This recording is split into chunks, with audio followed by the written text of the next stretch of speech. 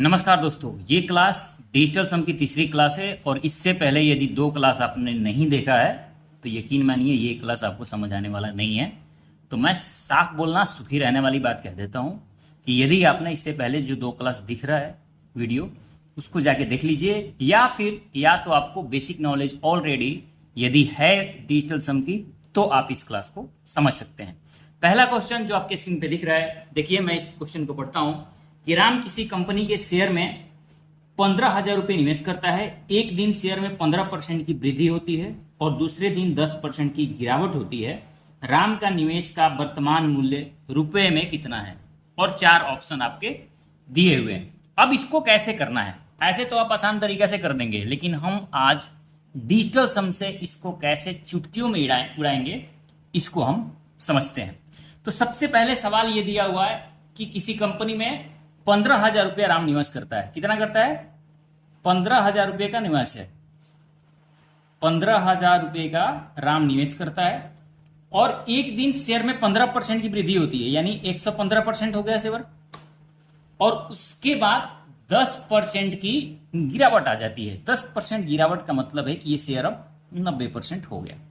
बताना है कि अब निवेश का वर्तमान मूल्य क्या है। अब ये जो चीज दिया हुआ है इसको आप सॉल्व कर सकते हैं। इसको नीचे 100 रख के 0 काटेंगे, ऐसे करना नहीं है भाई। तब तक तो रिजल्ट आके लोग ज्वाइन कर चुके होंगे। ऐसे करोगे तो कैसे करना है डिजिटल सम से मैं आपको बताता हूं। सबसे पहले 5 और 1 ये हो गया 6 गुना। परसेंट पर कोई प्रभाव नहीं पड़ता है डिजिटल सम में, तो परसेंट को आपको कंसीडर ही नहीं करना है। उसके बाद क्या करना है? 5 और 1 6 और 1 7, ये आ गया 7, ये आ गया 9। अब आपको मैंने ये बताया था कि यदि 9 मल्टीपल में आ गया, 9 मल्टीपल में आ गया तो समझ लीजिए कि इसका डिजिटल सम 9 ही आएगा। कोई भी नंबर के मल्टीपल में अगर वो नंबर 9 के मल्टीपल में है तो उसका डिजिटल सम 9 ही आएगा। तो ऑप्शन देखिए, पहला ऑप्शन क्या दिया हुआ? पहला दिया है 15500। इसका डिजिटल सम क्या होगा? 5 5 10 से 11, यानी डिजिटल सम 2 आएगा, यानी ये आंसर नहीं है। दूसरा ऑप्शन दिया है 15525। ये क्या है? 5 5 10 5 15, 15 और 3 18, 18 को जोड़ोगे तो 8 1 9, यानी इसका डिजिटल सम 9 है, यानी ये आंसर हो सकता है। सी ऑप्शन क्या है? 15450। इसका डिजिटल सम 5 4 9, इसको हटा दो 0 हो जाता है, 5 और 1 आ गया 6, यानी ये आंसर नहीं हो सकता है। डी जो ऑप्शन दिया है वो दिया है 15750, यानी 5 5 10, 10 और 8 18 आ गया, यानी 8 और 1 9 आ गया। अब आपको ये सोचना है कि ये भी आंसर हो सकता है और ये भी आंसर हो सकता है। इसको कैसे सॉल्व करेंगे ये आपको समझना है।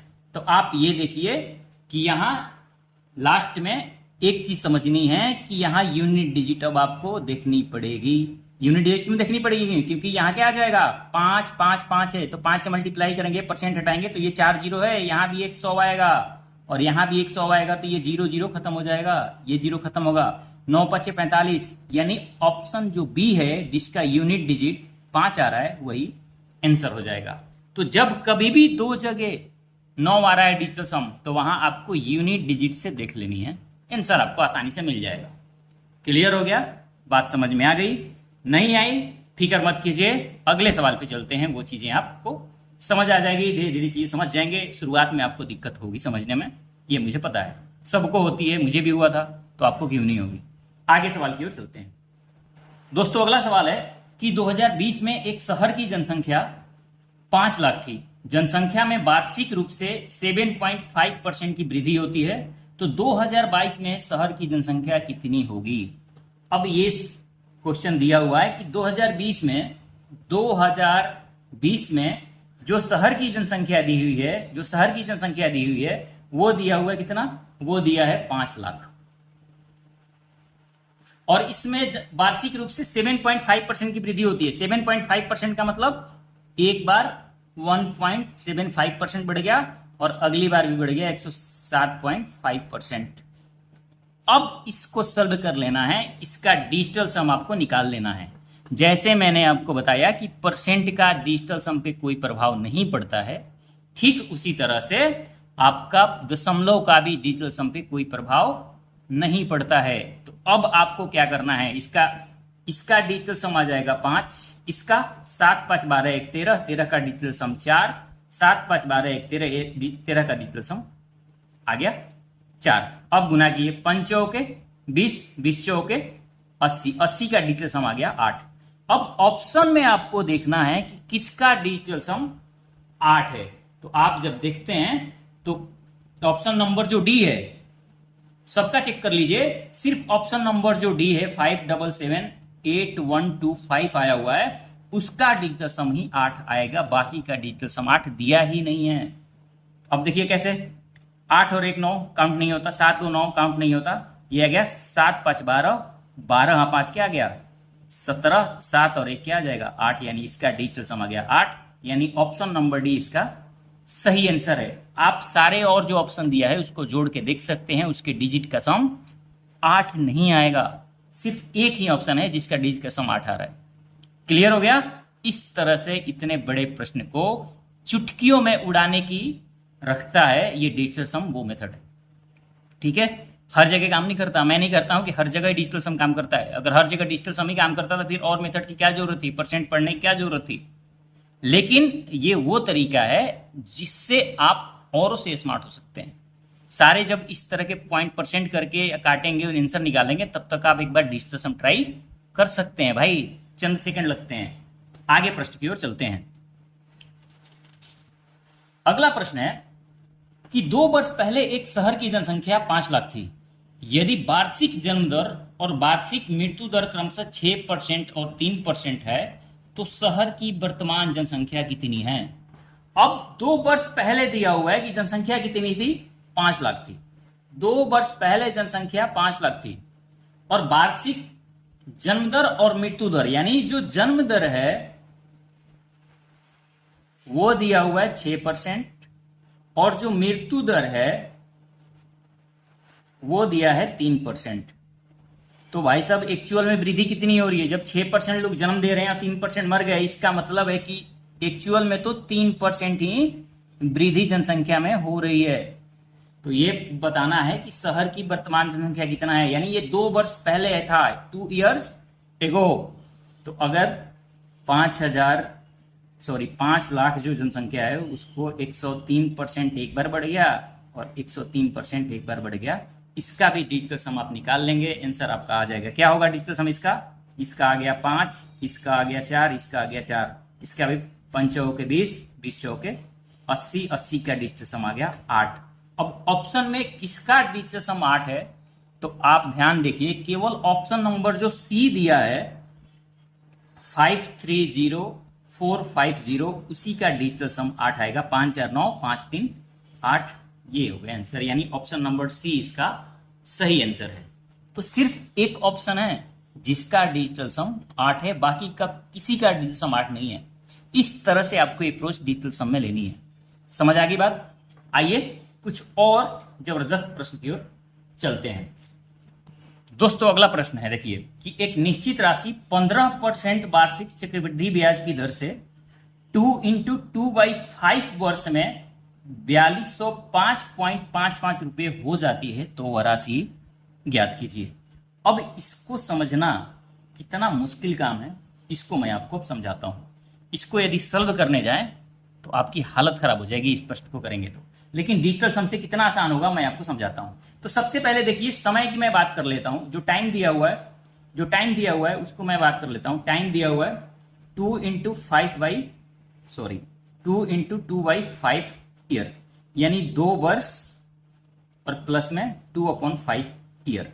तो अब यदि चक्रवृद्धि ब्याज की बात हो रही है तो इसके लिए कितना बन जाएगा, इसके लिए तो 15% ब्याज लगेगा 2 वर्ष के लिए, लेकिन 2/5 ईयर है, इसमें ब्याज कितना लगेगा, क्योंकि 2/5 मल्टीप्लाई 15 कर देंगे, क्योंकि 1 वर्ष का 15% है, तो 2/5 वर्ष का कितना होगा, इसको 15% से गुना करके निकाल लेंगे, तो ये आ जाएगा 5 × 15, ये आ गया 6%।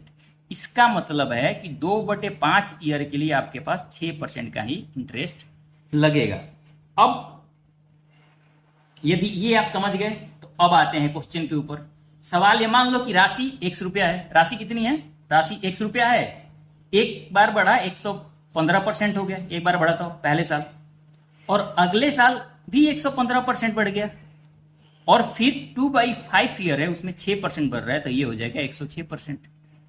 इक्वल टू कह रहा है कि राशि हो जाती है 42055.55, यानी कि राशि मैंने x मान लिया है। पहले वर्ष 15% बढ़ा तो 115% हो गया, दूसरे वर्ष भी 15% बढ़ा फिर 115% हो गया, तीसरे वर्ष 2/5 ईयर था, 2/5 ईयर का मतलब है कि 6% बढ़ा है, वो हो गया 106%। यहां से x की वैल्यू आपको निकाल दोगे, आंसर आ जाएगा। लेकिन कैसे निकालना है, वो ट्रेडिशनल तरीका नहीं अपनाना मेरे दोस्त। वो कैसे करना है उसको आइए समझते हैं। इसमें भी x गुना इसका डिजिटल सम, मैंने कहा परसेंट से कोई मतलब नहीं है। क्यों नहीं है, इन सारी चीजों की चर्चा इससे पहले वाली क्लास में हो चुकी है, यहां मैं आपको नहीं बताने वाला हूं। तो पहले 2 क्लास इस डिस्क्रिप्शन में लिंक मिल जाएगा, या चैनल के पेज पे जाके देख सकते हैं। वो 2 क्लास देखिए इस इत्मीनान से, उसके बाद इसको समझिए। ये आ गया 7 गुना, ये आ गया 7, ये गुना आ गया, ये भी आ गया 7। इसका डिजिटल सम कितना आएगा, 5 4 9 तो खत्म ही हो गया, 5 5 10 2 12, 12 का डिजिटल सम आ जाएगा 3, यानी ये आ गया x गुना, ये आ गया 3, और 7 7 49, 49 में 7 से करेंगे तो आ जाएगा कितना, 343। अब 343 का डिजिटल सम क्या होता है, 3/4 3 7 और 3 10।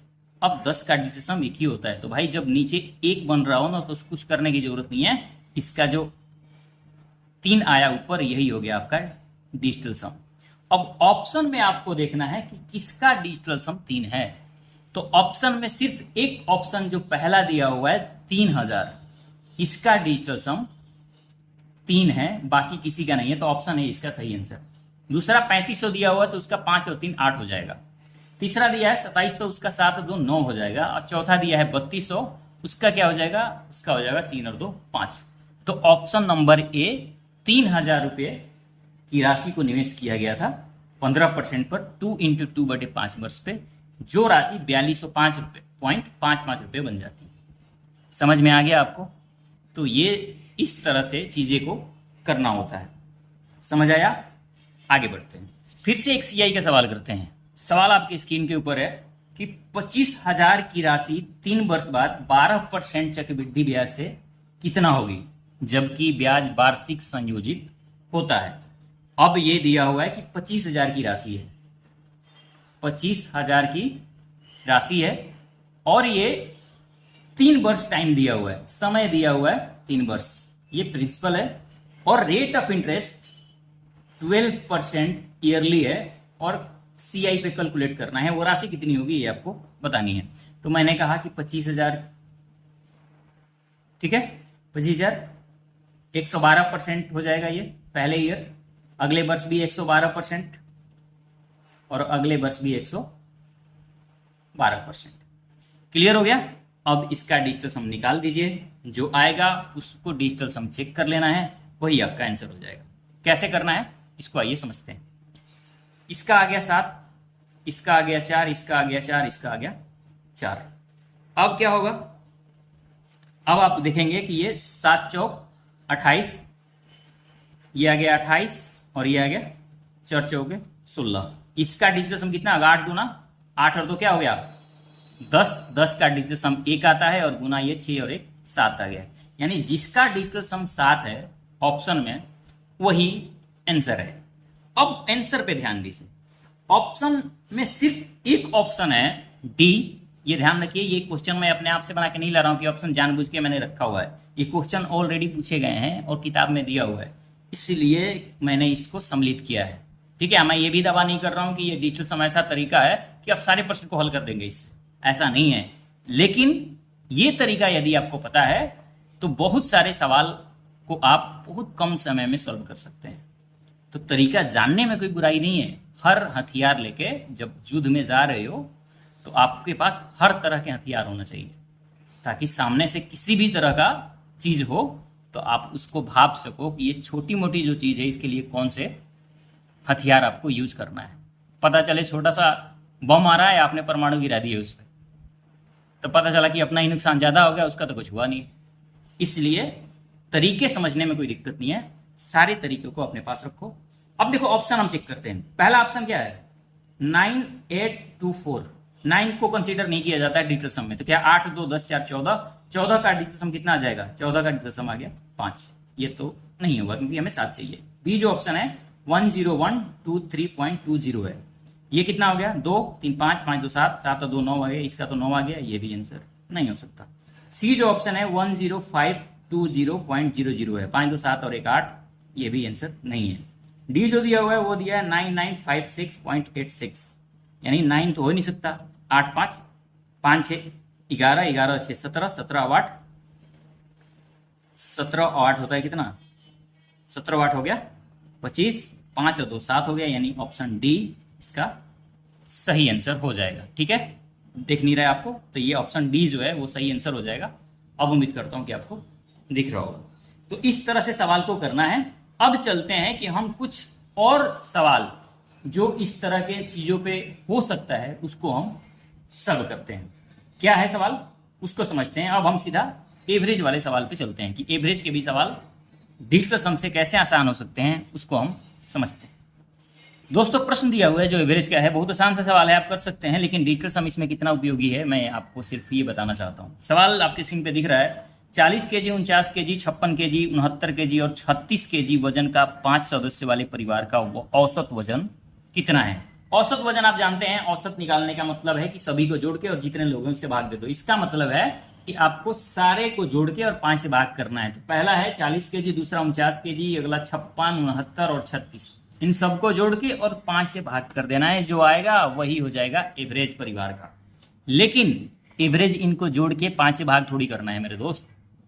कैसे करना है, डिजिटल सम से करना है। डिजिटल सम कैसे लगेगा, देखो इसका वैल्यू आ गया 4, इसका भी वैल्यू 4 आ गया क्योंकि 9 खत्म हो जाएगा, 6 5 11, इसका मतलब इसका डिजिटल सम 2, इसका डिजिटल सम आ गया 6, इसका डिजिटल सम आ गया 9। अब क्या करना है, इस सबको जोड़िए, 4 4 8 2 10 10 6 16 16 और 9 25, 25 का डिजिटल सम आता है 5 5 25, ये आ गया 5। अब आपको देखना है कि किसका डिजिटल सम ऑप्शन में 5 है। तो आपके पास ऑप्शन में 50 एक नंबर सी दिख रहा है, तो वही सी का ही डिजिटल सम 5 है, बाकी किसी का नहीं है, इसलिए ऑप्शन सी सही आंसर हो जाएगा। यही हो गया आपका आंसर। क्लियर हो गया, क्लियर हो गया या नहीं हुआ। आगे कुछ और सवाल करते हैं इसी की तरफ, ताकि चीजें आपके लिए और आसान हो जाए। दोस्तों अगला सवाल है कि कुरियर शॉप पर 8 पार्सल का औसत वजन 1.5 केजी 1.25 केजी 1.35 केजी 750 ग्राम 950 ग्राम 0.7 केजी 0.4 केजी और 0.5 केजी का औसत वजन ज्ञात कीजिए। अब इसका औसत वजन आपको ज्ञात करना है। मैंने कहा कि आपको किलोग्राम और ग्राम से कोई मतलब नहीं लेना है। सबसे बड़ी खूबसूरती यही है डिजिटल सम की कि आपको ग्राम को किलोग्राम में या किलोग्राम को ग्राम में बदलने की जरूरत ही नहीं है मेरे दोस्त। कैसे होगा, तो मैंने कहा कि सबको जोड़ दो पहले, तो 1.5 plus 1.25 plus 1.35 plus 750 gram plus 950 gram plus 0.7 plus 0.4 plus 0.05 upon में कितने लोग हैं, टोटल हैं 8 लोग, 8 से भाग कर देना है। अब देखिए इस पॉइंट वाले जोड़ के इस ग्राम को कंसीडर करेंगे आप और फिर आंसर निकालेंगे, तब तक तो भाई साहब अगला ज्वाइनिंग करके मिठाई बांट चुका होगा मोहल्ले में। अब आपको कैसे करना है, डिजिटल सम से करना है। जब भी एवरेज का क्वेश्चन मिले, प्रॉफिट एंड लॉस मिले, आपको सीआई का क्वेश्चन मिले, तो आपको एक बार जरूर सोचना है कि क्या हम इसमें डिजिटल सम लगा सकते हैं क्या।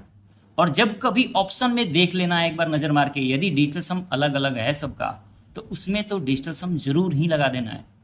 अब इसको कैसे करेंगे, चलिए इसका डिजिटल सम कितना होगा, ये आ गया 6, यहाँ मैं लिखता हूँ, यहाँ आ गया 6, इसका आ गया 5 2 7 और 1 8, इसका आ गया 5 3 8 1 9, यानी इसको 9 कंसीडर नहीं करना। 7 5 12 का मतलब 3, 9 ये आ गया 5, ये आ गया 7, ये आ गया 4, ये आ गया 5, 5 4 9, ये तो 0 हो गया। उसके बाद 6 और 3 9 0 हो गया। 8 5 13, 13 और 7 20 आ गया। अब आ गया 20/8, 4 से काट दो, 4 दूना 8, 4 से काटोगे 4 5 20, यानी 5/2 आ गया। एक नया चीज सीखने को मिलेगा यहाँ, जब कभी भी नीचे 2 आए हो, यानी डिनोमिनेटर जब भी कुछ भी आए तो उसका डिजिटल सम आपको 1 बनाना पड़ता है। तो 2 में किससे गुना करें ताकि नीचे जो हर दिया है उसका डिजिटल सम 1 आ जाए। तो मैं 2 से बताया था 2 में 5 से गुना करना है। इसमें कैसे करना है? 2 में 5 से गुना करना होता है, 4 में 7 से करना होता है, 8 में 8 से करना होता है। समझ आ गई बात? ये 3 वैल्यू, इसके अलावा कोई चीज अगर नीचे आ गई तो वहां डिजिटल सम काम नहीं करता है। ठीक है, तो क्या है, यहां नीचे 5 से गुणा किया तो ऊपर भी करना पड़ेगा। तो ये 5 दूना 10 हो जाएगा, तो 10 का डिजिटल सम तो 1 ही हो गया, और 5 5 ऊपर आ गया 25, 5 25 का मतलब है कि इसका डिजिटल सम आ गया 7। अब ऑप्शन में देखना है कि किसका डिजिटल सम 7 है। आपको ग्राम और किलोग्राम से कोई मतलब ही नहीं है। तो देखते हैं कि सिर्फ ऑप्शन नंबर बी जो दिया है 925 ग्राम, 9 का मतलब 0 होता है, इसको कंसीडर नहीं करते हैं। ये पीछे वाले क्लास में हमने बहुत डिटेल में इसके बारे में चर्चा करी है कि क्यों नहीं कंसीडर करते हैं। 5 और 2 क्या आ गया 7, यानी इसी का डिजिटल सम 7 है, यानी ऑप्शन बी इसका सही आंसर। समझ आ रहा है कि नहीं आ रहा है? अगर अच्छा लग रहा हो तो लाइक करते रहना, नहीं भी लगे तो भी कोई बात नहीं, कोई दिक्कत नहीं। आगे बढ़ते हैं। आगे एक सवाल और जो है बहुत बढ़िया सवाल है, उसको हम करने का प्रयास करते हैं। वो क्या है उसको हम समझते हैं। सवाल ये है दोस्तों कि 86,581 को ए और बी के बीच 9:2 के अनुपात में बांटा जाता है। ए के हिस्से के 4 गुना, बी के हिस्से के 10 गुने के बीच अंतर कितना है ये आपको बतानी है। अब इस तरह के सवाल भी डिजिटल सम से होंगे भाई। कैसे होंगे इसको समझते हैं। क्या दिया हुआ है कि 86,000 रुपया है, 86,551 रुपया है, इसको ए और बी में बांटना है। किस रेशियो में? 9:2 में। और कहना है कि ए के हिस्से का 4 गुना, बी के हिस्से के 10 गुने के बीच का अंतर क्या है। अब देखिए ये टोटल कितना है 11 रुपया है। 11 में ए का हिस्सा यदि 9 रुपया है तो ये 86,581 में कितना होगा? तो कहेंगे सर आप गुना कर दीजिए ना, आ जाएगा, क्यों टेंशन ले रहे हैं आप। 11 में यदि 9 रुपया हिस्सा है तो 86,551 में कितना होगा? ये ए का हिस्सा आ गया। और इसमें से माइनस कर देना है किसको? बी के हिस्से के 10 गुने को। तो बी का हिस्सा कितना है? तो बी का हिस्सा टोटल 9 2 11 में बी का हिस्सा 2 है, तो भाई 86,581 में उसका हिस्सा क्या होगा? और इसका 10 गुना, सॉरी ये 4 गुना लिख दिया जो पहले वाले में, इसका 10 गुना और इसके पहले वाले का 4 गुना कह रहा है, ध्यान रखना। ए के हिस्से के 4 गुना, यानी ए का हिस्सा तो ये है, तो इसका 4 गुना, और बी का हिस्सा ये है, इसका 10 गुना। ध्यान रखना ये 10 है, मैं यहां लिख देता हूं, के बीच का अंतर बताना है। अब इसका अंतर बताना है, डिजिटल सम लगा दो, कोई दिक्कत ही नहीं। तो आप ध्यान रखना ये 9 मल्टीपल में आ गया ना भाई साहब। अब ये 2 है, 2 आ गया पहले, तो इसका निदान पहले करना पड़ेगा। ऊपर वाले का जो भी डिजिटल सम का आ गया क्या जाएगा, अगर ऊपर वाले का डिजिटल सम 9 आ जाएगा क्योंकि 9 मल्टीपल में आ गया। 9 यदि किसी संख्या के मल्टीपल में आ गया तो उसका डिजिटल सम 9 ही आएगा। तो ऊपर आ गया 9 और ये 1 और 1 हो गया 2, माइनस इसका डिजिटल सम कितना होगा? तो ये तो 2 है, ये आ गया 8 और 1 9, ये तो खत्म हो गया। 6 5 11 और 8 19, 6 5 11 8 19, 19 का डिजिटल सम क्या हो जाएगा? 9 और 1 10, यानी 1 आ गया, इसका 1 ही है, यानी ऊपर यहां आ गया 2 बटे, यहां भी 11 का डिजिटल सम 2 आ गया। तो इसका मतलब कि यहां अब 2 दिया हुआ है, तो 2 में 2 से भाग करोगे इसका तो 1 आ गया। इसको क्या करना पड़ेगा कि इसका डिजिटल सम 1 बनाना पड़ेगा हर का। तो इसको क्या करोगे? 5 से ऊपर नीचे आप गुना कर दोगे, तो 9 5 आ गया 45 माइनस 1, 45 का डिजिटल सम आ गया 9 माइनस 1 बराबर 8। यानी कि जिसका डिजिटल सम ऑप्शन में 8 दिया है वही उसका सही आंसर हो जाएगा।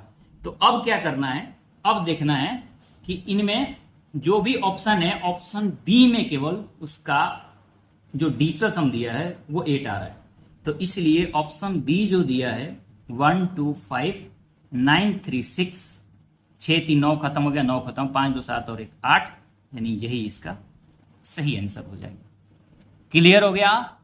इस तरह के सवाल में भी आप डिजिटल सम को लगा सकते हैं, ये है इसका मतलब।